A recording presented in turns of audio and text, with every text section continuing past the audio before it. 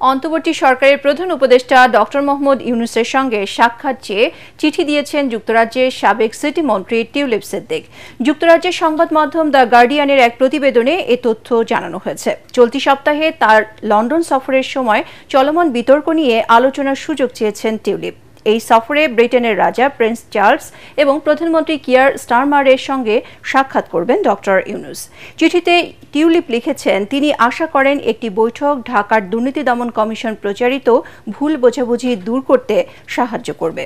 পাশাপাশি আরও কিছু গুরুত্বপূর্ণ বিষয় চিঠিতে উল্লেখ করেন তিনি। তবে টিউলিপ সিদ্দিকের কোনো চিঠি পাননি বলে জানিয়েছেন প্রধান উপদেষ্টার প্রেস সচিব শফিকুল আলম।